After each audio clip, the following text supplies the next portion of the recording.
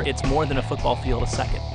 So just imagine, you know, one end of the end zone running all the way across the field to the other end of the end zone in about 0.7 of a second. That's 200 miles an hour.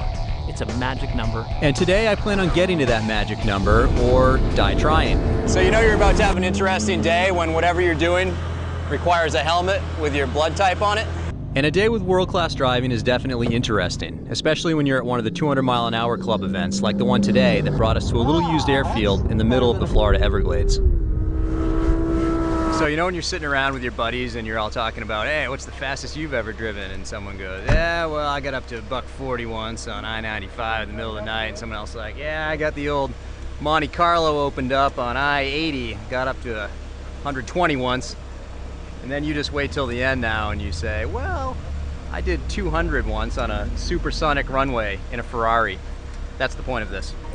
It all started with this guy, Jean-Paul Libert, a former Belgian racer whose goal now is to bring the adrenaline of the track to the average person, or at least the average person with a day off and about $5 to spend. Obviously that's a fair chunk of change, but when you look at the cars you're driving, it's probably a fair deal.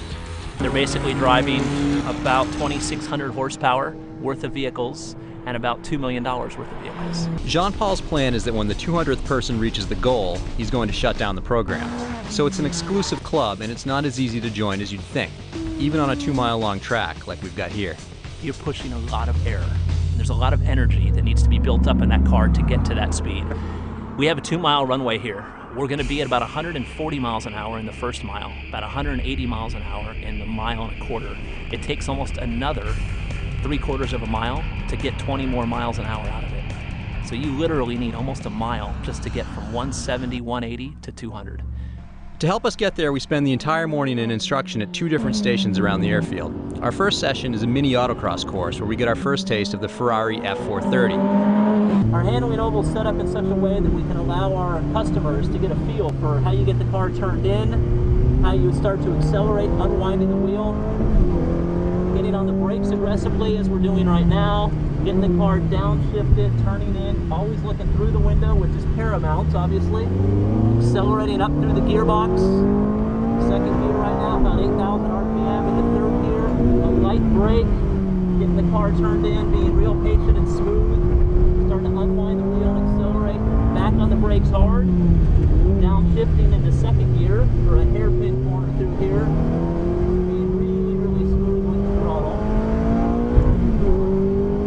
Hard on the brakes, downshifting, looking through the corner. And all of this is in an attempt to get our customers comfortable with the fact that once they get out on the runway, it's all about corner entry and corner exit speed, meaning that you need to have at least a 75, 80 mile an hour run from the taxiway out onto the runway, otherwise you might not make the 200 mile an hour. Equally so, when you come off the throttle, you need to make sure that you get the car slowed down and actually have it in such a way where you're no faster than 75 or 80 miles an hour as you come off the runway. So really it's about exit speed and RPM. If you get those two things right, you're going to have a good run and probably make the 200 mile an hour barrier. The next car up, Ferrari's less refined Italian cousin, the Lamborghini Gallardo Superleggera, the lightweight version of the Lamborghini Gallardo.